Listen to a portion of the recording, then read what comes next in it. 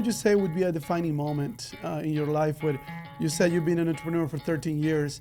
What was that? I'm going to basically start businesses and this is what I'm doing. I think people don't get what they want, they get what they tolerate. It started to just basically be this like mirror in front of me for so many things in my life, like right when I got back. And so I just made very, very quick and swift decisions because I made them from a place of clarity at that standpoint of knowing that like this is not the life I want to live, nor is this the standard of life that I want to live. And so I need to do something about this.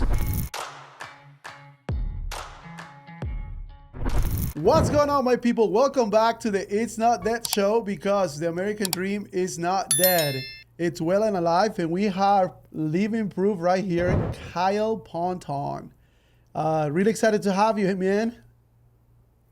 I'm stoked to be here, John. It's a pleasure, man. I'm looking forward to it. Yeah, for sure. So he's a co-founder of The Cold Life, which is basically, for those of you who don't know what that is, but it's all about cold plunging. You've seen these crazy guys getting in the morning, 43 degrees. Sometimes it's 36 degrees, set up to being really cold. And they get in there in the water just to kind of prove to themselves that, they can do hard things. But obviously it's much more than that, right? It is, man. It is. It's catching on. It's just like anything else. Things can catch on for a minute and go away if they're just kind of a quick fad. But I think cold plunging is, we're going on, I feel like probably our 5th year of like craze, like where it's really picked up. And I don't think things stick around that long unless they've got some teeth to them, unless they've really got, some real benefits to them. So, yeah, it's got a lot to it, man. Yeah, so Ali, on that subject, real quick, I was gonna ask you because I was just wondering, like it comes from like Nordic, kind of culture, like in Norway, right, or Finland or whatever. Sure.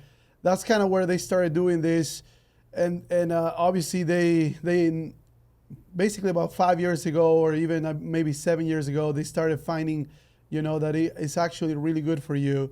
So on your side, like how kind of what got you started into that journey, like in that fitness or just basically that biohacking kind of thing? Yeah. Yeah. For me, it was honestly a pretty simple story. I got sick. I got into it with buddies like back in like 2017, 2018. We'd go to a local pool. It was freezing. It was something just like you mentioned in the beginning. It was like a hard thing to do. We all loved doing it. It was camaraderie. I didn't know what the heck it was doing for you. I just know I felt great coming out of Yeah. it. So I did that and did it during the winter times and had a lot of fun with it. And then 2020 came around. We had COVID and I got pretty sick. I didn't know it was COVID at the time, but I was pretty sick and was at like an annual place me and my wife go, and they had a cold plunge and sauna and little like hot tub, kind of all in the same like Yeah. room. And I had been taking all the, whatever, junk, ibuprofen, and just anything I could to basically, you normally take when you're sick. And I just couldn't kick it. And dude, I went and did like 2 hours of like a cycle. And I literally came out of there feeling like Superman.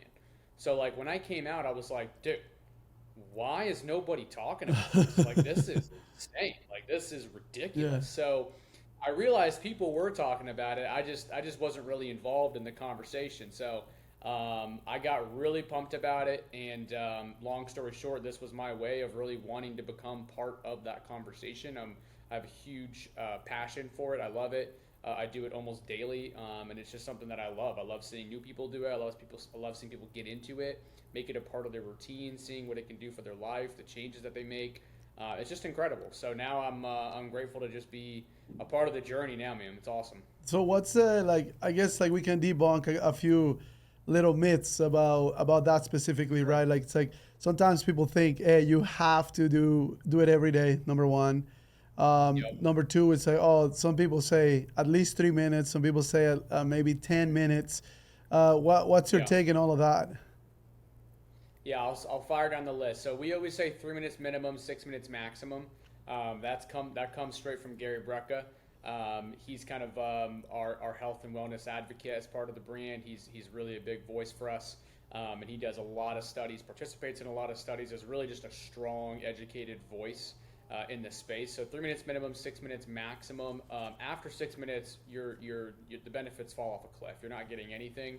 it's arguable you could actually be losing benefits at that point. So 6 minutes maximum.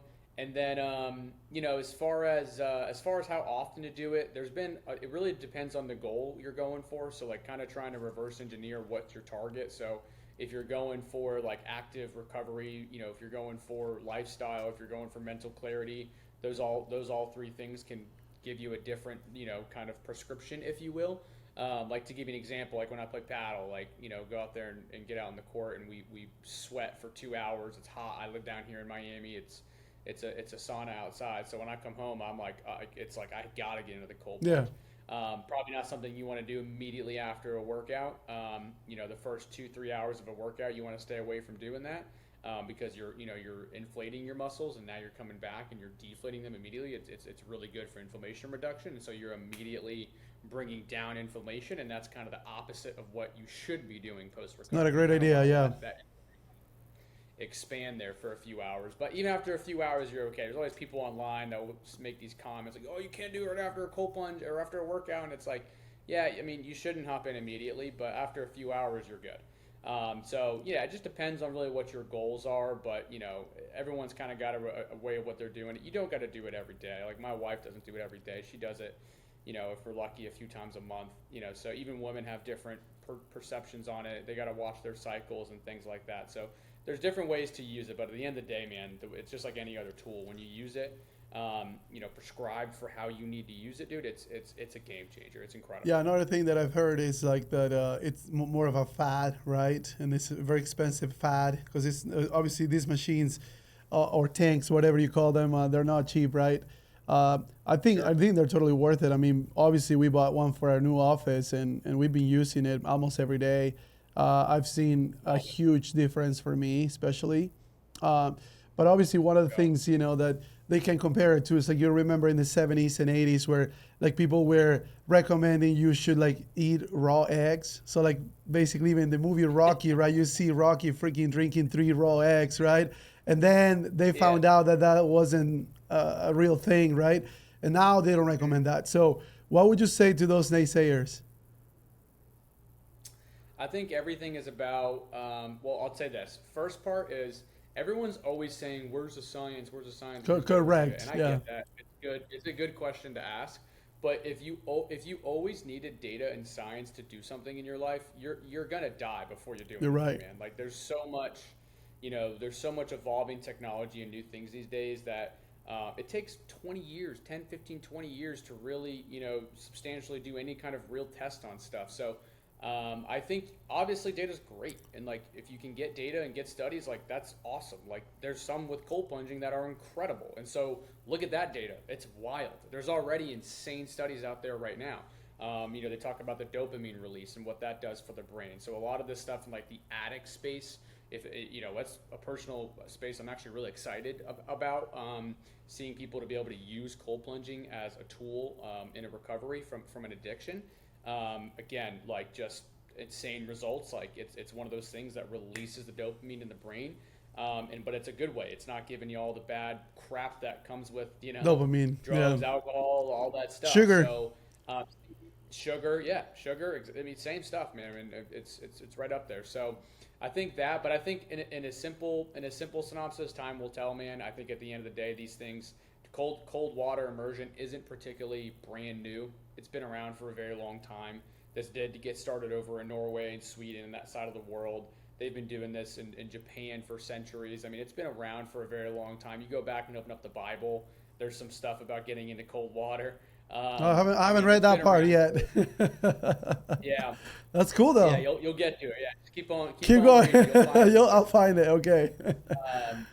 But no, I think it's tried and true in what it does for you, and there's a significant amount of benefits to it. And so I think if you're anybody who's a high performer, you want to get in something that's hard and before the day. That's why I'm attracted to it, right? I'm 30 years old.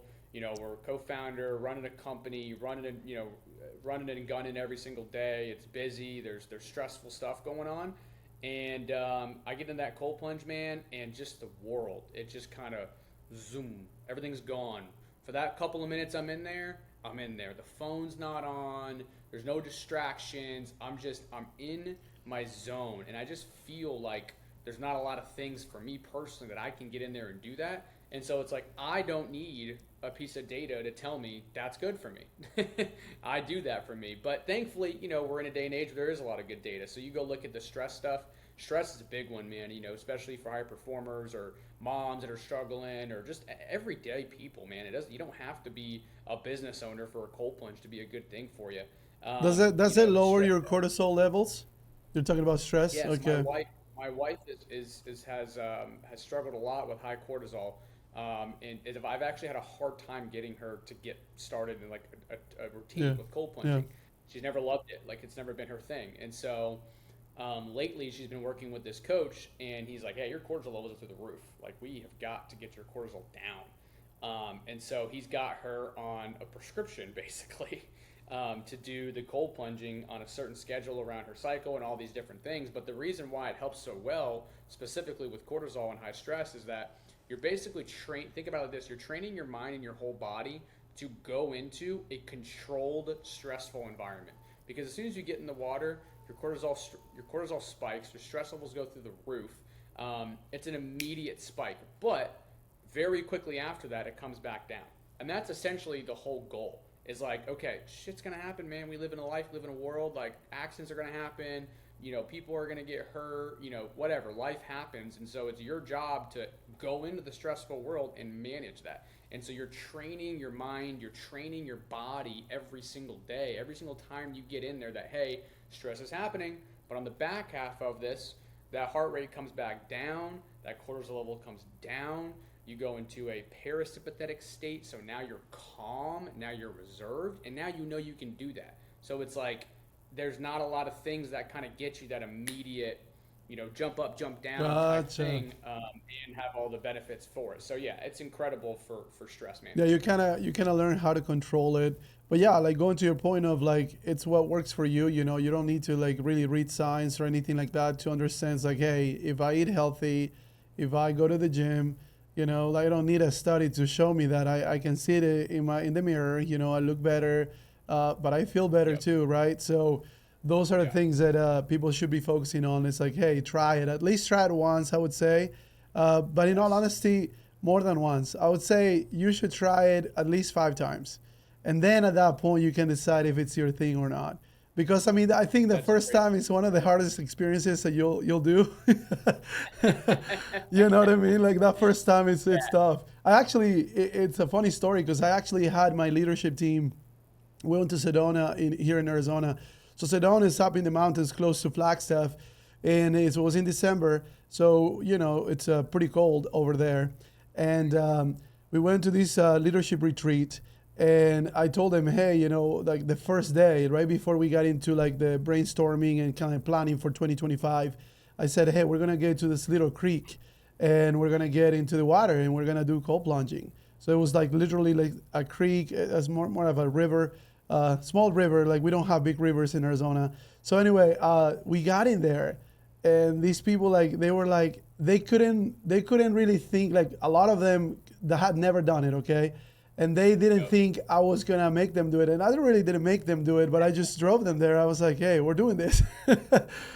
so so anyway, Love that. yeah, and they got in there, man, and they Yeah. all one by one like came to me, and they were so grateful that they got to do that. They're like, I didn't think I had it in me.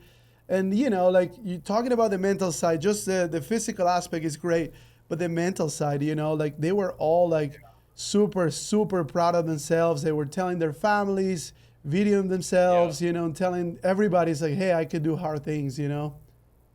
Yeah, which there is a lot of science behind that. There's a lot of science behind do something hard often and look at the person you become. There's a significant amount of science to support that, and I think even if you just look at it on just that alone, on the mental side of it, it's a tough thing to do. I tell people that all the time, and that's probably one of my favorite things about it is that for me, there's little things that sure get a little bit easier, but every time I get in there, it's like the muscle building because I'm never pumped to get in the thing. Like it's always like, I all can right, do here we this. go I've again. done this many times. Full of Yes, water. exactly. Let's go. Like let's get this shit done. You know what I mean? Like I'm never pumped to get into it.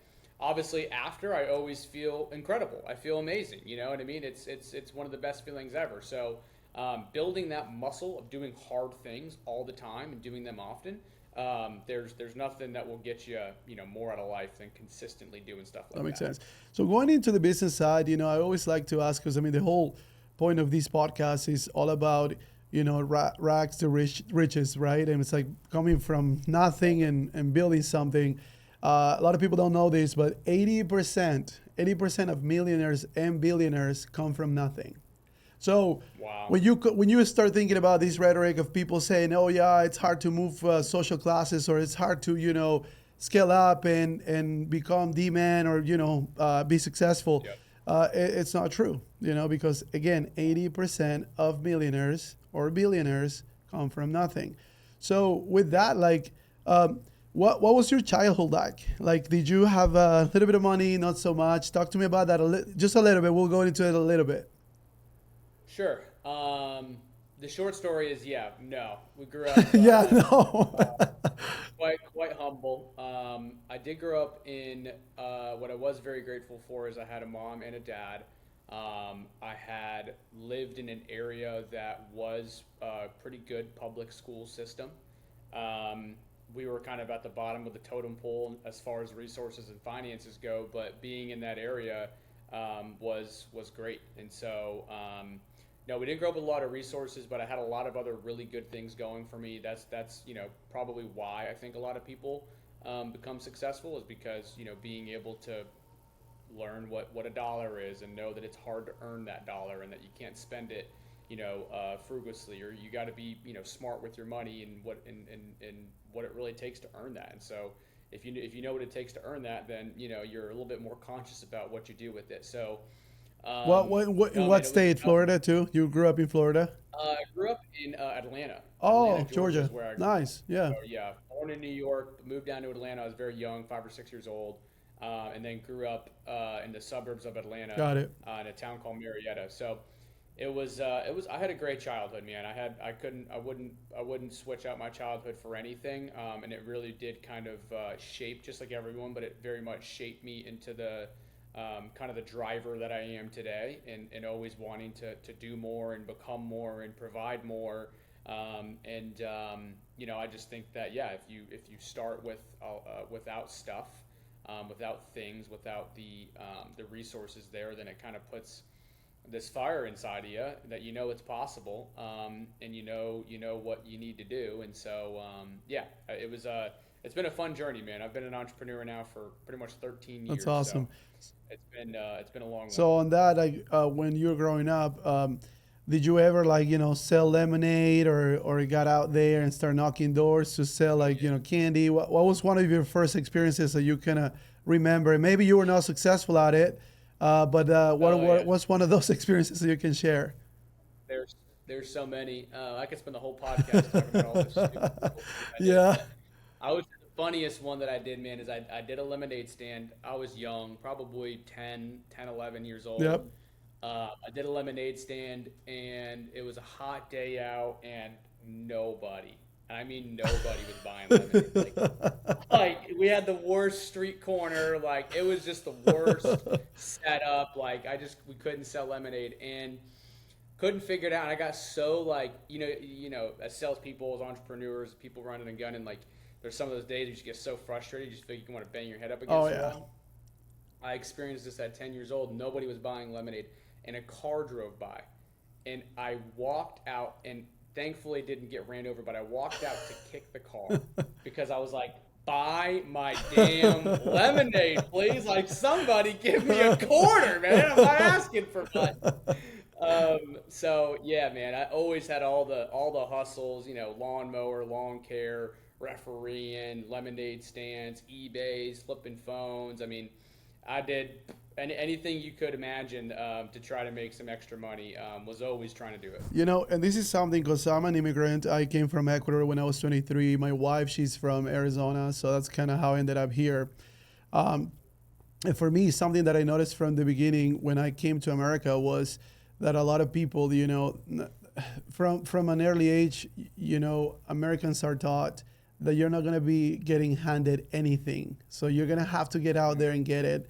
And, all honesty, to a point that is, I mean, that's amazing, obviously, also, like, like you get that hustle culture, right? Here in America, Yeah. there's a lot of statistics regarding people don't take their PTO, pay time off, vacation. But I think that's changing a little bit, right? I mean, especially companies like yours, I can see, just based on the videos that I see online and everything, that kind of culture that you have. And, I can tell you that, like, that is something that we have here, and it's part of, like, I don't know if it's capitalism.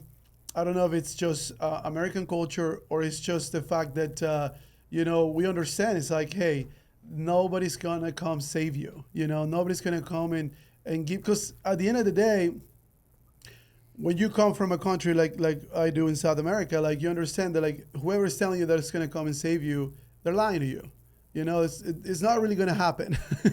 So at the end of the day, I was gonna tell you that, like, something that I can see, and in every entrepreneur is that you've always had the ability, and people that are really successful in entrepreneurship, they always have the ability to, just be good at failing, because, and that's what you did. Like you said, hey, I had that many, and you failed at lemonade stands. That's why you don't have one right now. Right? I mean, Exactly. that's the thing, and sometimes we just get too focused on failure, and we don't just believe in ourselves and just say, hey, you know what, I'm gonna fail. Just be okay with failing. Um, but something else that I definitely wanted to introduce, and it's basically the idea of understanding that, hey, you're also gonna need a lot of people around you, right? A lot of people that are gonna along the way, like you said, even though you didn't grow up with a silver spoon, you definitely you're extremely grateful for the childhood you had and the upbringing and Yeah. all the stuff, especially including the failures. So what would you say would be a defining moment in your life where you were like, hey, you said you've been an entrepreneur for 13 years. What was that lyric? I'm gonna basically start businesses, and this is what I'm doing. Oh, there's been a handful of like really like life changing, key defining moments in my career.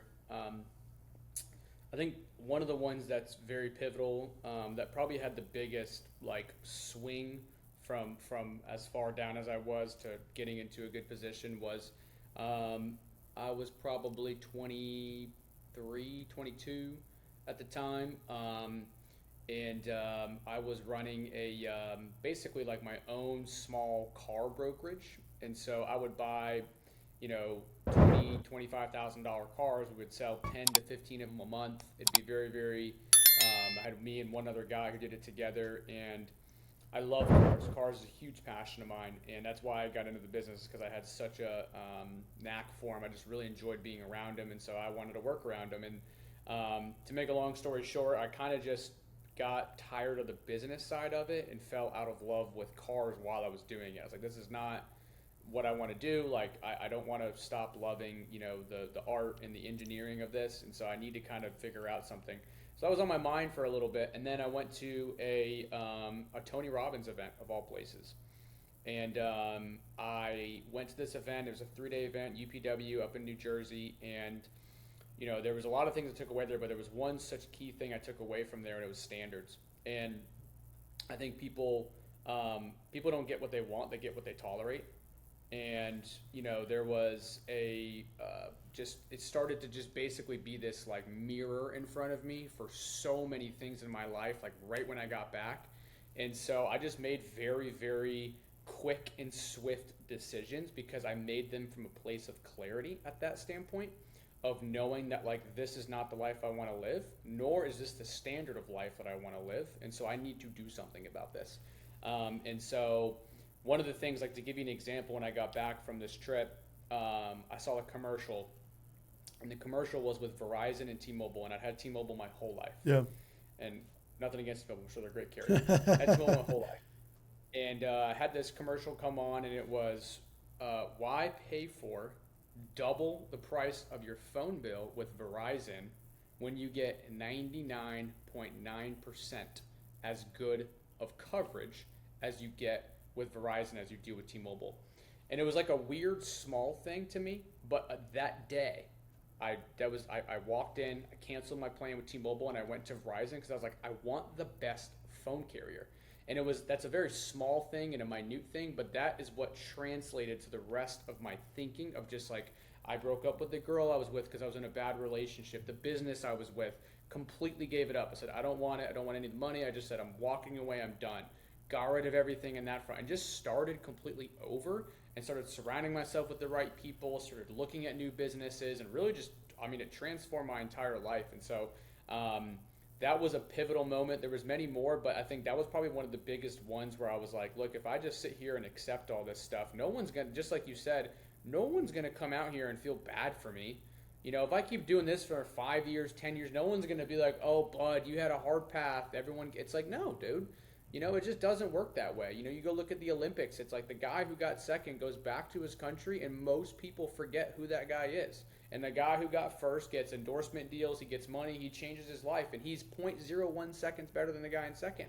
It's like that is life. People don't love the guy in second. They love the guy in first. That's how we work as humans. That's why the endorsement deals come to that guy. And so I think that level of standard just really hit me. And I was like, I really need, if I'm going to go out there and build my life, I need to live it to the best that I possibly can with the resources and everything that I have given to me. So that was a huge moment for me, man. That makes sense, man.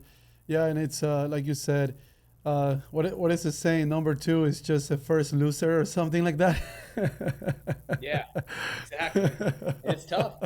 It's tough to hear. I've been in the position many times, so I know it's tough. Well, and that's the thing, what we don't see, is we just see the Michael Jordans or whoever, getting those endorsement deals or whatever, but we don't see all the time that they put in the gym, all the extra time and the tears, blood, sweat, and tears, right? And it just happens that way, It does. The other day I was told like, oh yeah, well, you got this person didn't say you got lucky, but somewhere along the lines of like, hey, you basically kind of hit the jackpot kind of thing in your business, And I looked at this person, I was like, no, I didn't, it wasn't a hit, and that's what a lot of people. You must have not been there during the build, huh? You didn't see what I went through. Yeah, exactly. You forgot about the sleepless nights and the stressful mornings and And I'm a chill guy, man. Obviously, I don't get into like arguments like that. It's not even worth it anyway. But talking about alignment, man, you mentioned something about being aligned. Like you gave up basically everything because this, girlfriend and the business you were in, maybe the partners that you had, they were not aligned with you. And that's something that I've realized lately, that I can tell you. It's that it's all about alignment, frequencies. And whether you believe in God, I do. But if you don't, it's fine. Like there's definitely a universe. You can see it. We live in it. And even nature, there's definitely vibes and alignment. So with that, you have to align yourself with the people that are going to be believing close to the same beliefs, that are going to be pushing hard as you are. And that's the only way that you're going to grow. I know that, in my experience, again, talking about lately, like I can tell you that like when I started my fitness journey, which is about 3 years ago, my business has really skyrocketed. And a lot of people come and talk to me like, because in solar, last year last year in 2024, we were the fastest growing company in the region for our industry. Wow. So people were like, yeah, thank you. They were asking us, how are you doing it? How are you doing it? You always say, hey, the people, we have better processes, whatever. But so many times I've been asked these questions like, how are you doing it? Like, how are you growing that fast? What are you doing differently? And I can tell you, it's like the main thing has been focusing on myself, understanding that I am leading. I need to bring the value to whoever is that I'm leading, and obviously the marketplace. So once I realized that, I think everything changed. And obviously, starting with fitness. Yeah. No, that's an incredible story, man. Well, first off, congrats. That's awesome. Thank you. That's super cool. It makes sense for all your success. Yeah, I think that's very right. I think alignment is super key. I think when it comes to like people and alignment, I think everything it's almost like it's like it is energy. You got to pick the right person, and I think a lot of times, like especially for like real partnerships, like partnerships, like it's a marriage, man. It's not You're not dating, you're getting married. So I have a partner in the cold life, and it's certainly not perfect, but he's an incredible partner. I'm very grateful and very happy that we're in business together, and I feel super lucky and fortunate. I've had other partnerships that weren't as successful, so I think it's very hard to find partners, and it's challenging. And it's like I said, especially with real partnerships, like you're hopping into a marriage. So I'm always telling people to be cautious and be careful. You don't trying to see where you can date first. Maybe you can do a collab together, or maybe you guys can work on a project together type thing. Because it's very serious once you really go in, and obviously, depending on the business, but like what we're doing, this is our lives. I mean, this is all we do. Yeah, you can destroy your business. Eat, breathe, and sleep this company, man. This is what we do, and this is what we believe in, and so there has to be super strong alignment. And so I'm a big believer in that. Yeah. Yeah, 100%. So, when it comes to the cold dive, can you share some data on that? Like, you started in 2022, you said, or 2021? No. Yeah, we founded in 2022. Got it. I always tell people we kind of had like an 18-month product journey prior to Gotcha. that. So we were putting in a lot of our time, a significant amount of it prior to that, and resources. But we launched, and we actually didn't start sales till 2023. Beautiful. So, started selling in 2023. Can you tell us those 2 years revenue, like 2023 and then 2024? I can tell you rough numbers, Yeah, but ballpark. we're in a competitive market right now, so we got a lot of businesses, unfortunately, frankly, that are going out of business in our space. It's all you get it. Running a business is already super hard, so I don't wish it on anybody. I know it's so tough as it is, but in our specific space, it's a very challenging space to be in. You're dealing with water and equipment, and a lot of it's kind of a newer-ish emerging technologies, and so there's a lot of nuanced things that can go wrong. And I think some of our competitors just, frankly, didn't get it right. Using a lot of Chinese equipment, it's all failed. And so we kind of positioned ourselves pretty well, out of the gate, engineering everything here in America, which was like a massive undertaking for us to do, very challenging, a lot more hard, actual real product development happening, not just like slapping a logo on the side of a thing from Alibaba and letting it Yeah, run. We had to real really R&D. Yeah. real R&D, hiring engineers, designers, the whole thing. So because of that, we're always I'm always cautious to put out our numbers because I know our competitors watch closely. But I would say the first year, so 2023 in sales, we struggled. I think we did maybe a few $1,000,000, not even, just under Yeah. that. 2024, we did pretty good. And then 2025, we've done more revenue. We did more revenue in the first quarter than we did in all of our prior years in history of business. So Combined? 2025 has really been kind of our takeoff year. That's amazing, man. Is it like a 10x kind of thing or 5x?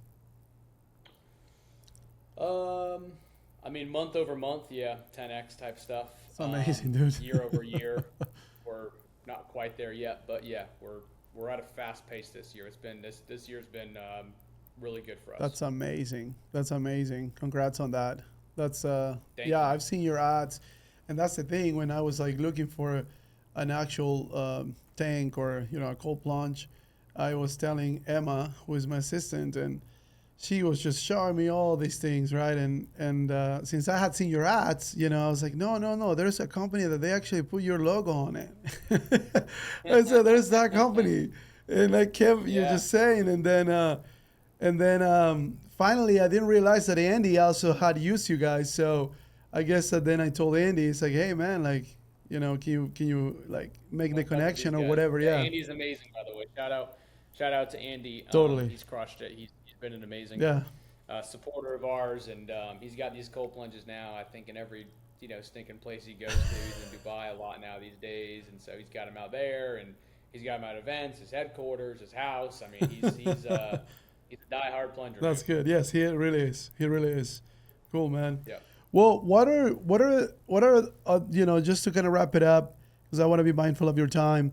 Um, what are the things that I think you see in the future for the economy, and then obviously for your company, and maybe some pitfalls that not just in your industry, but like every business owner should be looking out for? Yeah, such a good question. Well, I think economy-wise, I think we obviously pay close attention to some of the tariff stuff. Yeah, for sure. Today. Tariffs are a pretty big conversation in our industry, primarily just because a lot of our competitors do use stuff from overseas. I So think it's for everybody. Yeah, that's for everybody. but it's We're everything, so man. China dependent. Like that's just the way it is. Super Yeah. massive China Yeah. dependent.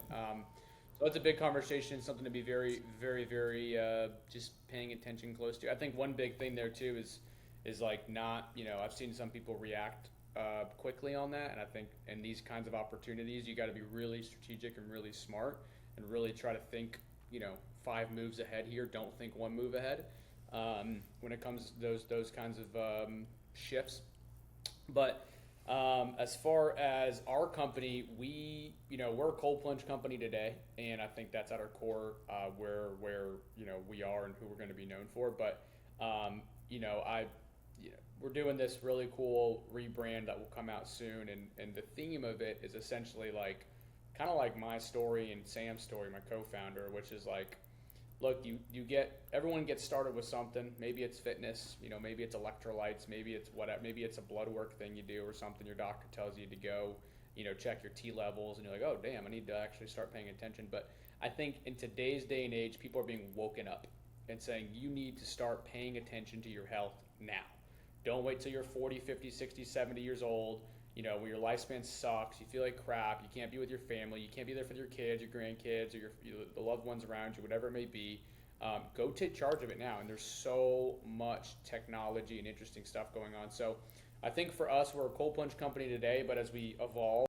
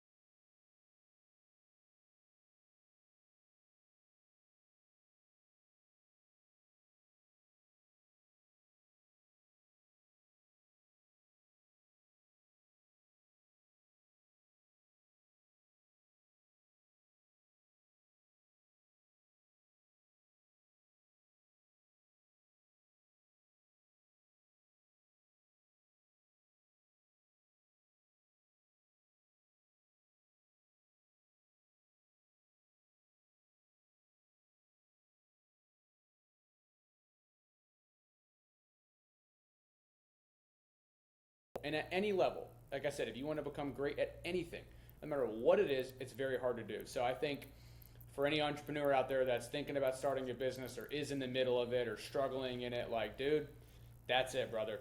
That's it. That is entrepreneurship. You go to bed at night, and there's guys that are below you, there's guys that are above you, and at the end of the day, most entrepreneurs have very similar mindsets. You're always thinking about stuff. You're struggling at night.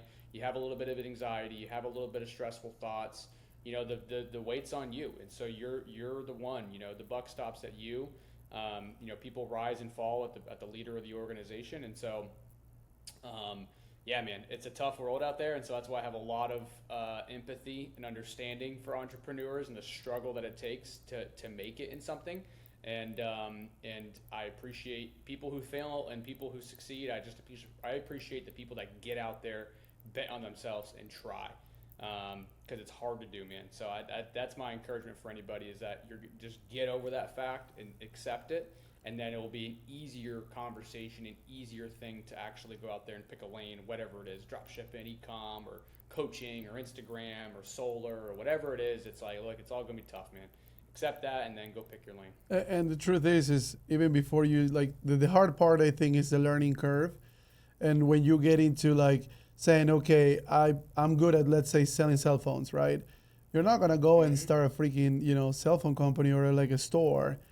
You shouldn't do that. You should, like, get into that, like, work for somebody, learn how to do it with them, and then you can start your own business. So, like, a lot of the times we just want to start, like, from chapter 1 and skip chapter 2 through 10 and then go into 11, and we can't do that. It's so true.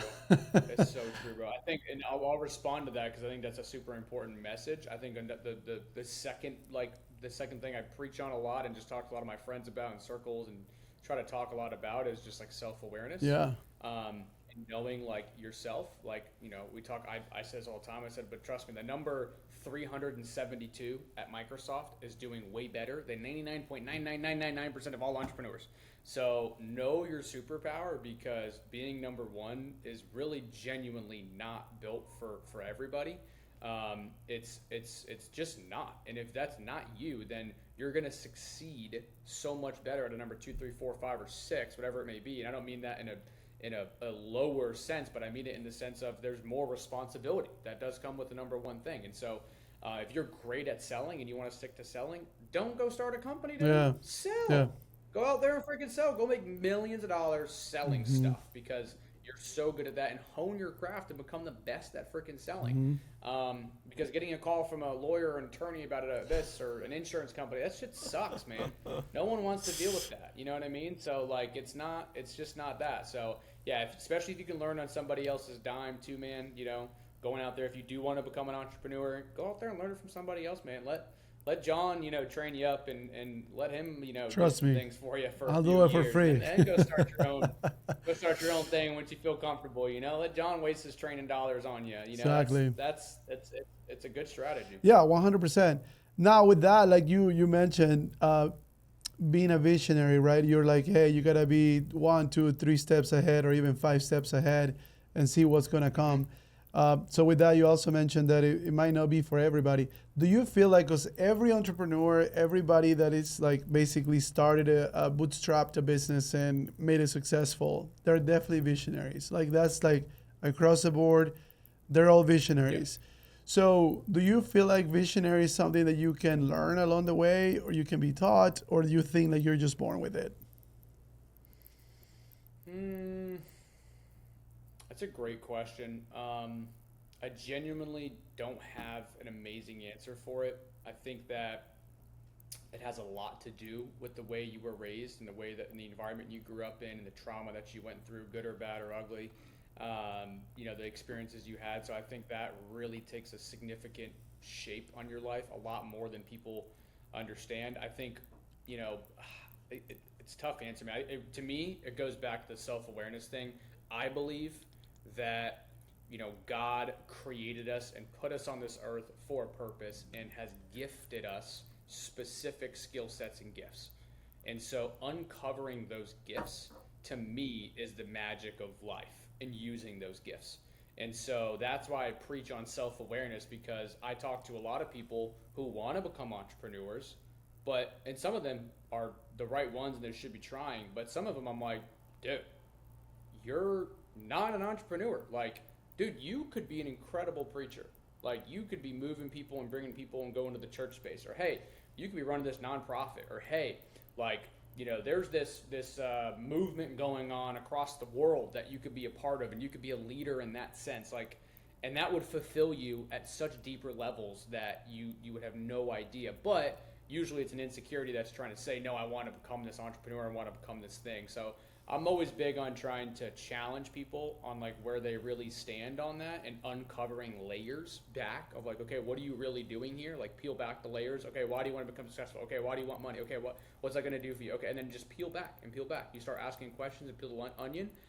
And I think that kind of uncovers more about who you really are and what you're designed to do. So it's a tough. That's my way of looking at it because I just think that makes the most sense. That makes sense. Yeah, no, that makes sense. It's hard, because it's the same thing with like sales. Is it an art or something you can learn or something that you're born with? Yeah. But being a visionary, I think that's number one as an entrepreneur. You have to be one. You have to be able to predict what the market's going to do. You have to be able to predict if this person is going to be a good fit for your company or not. Yes. Like you said, who to get into bed with, even vendors, like all this stuff. There's just so much instinct, so you have to have that good instinct. And that's just being a visionary. It's like because you can see the future. So, and it's not that, you can really see the future in any esoteric way, right? It's like you can just, you just based on your experience, maybe like you're talking about.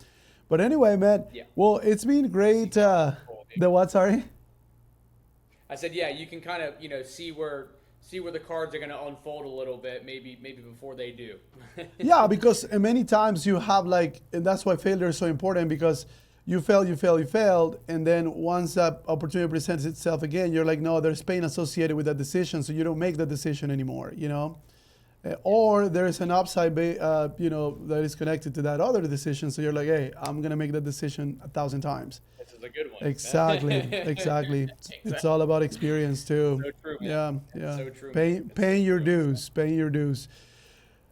All righty, bro. Well, thank you so much. Obviously, next time you're in Arizona, please come by. We'd love to, chat it up again. And obviously, are you in Florida? Like what part?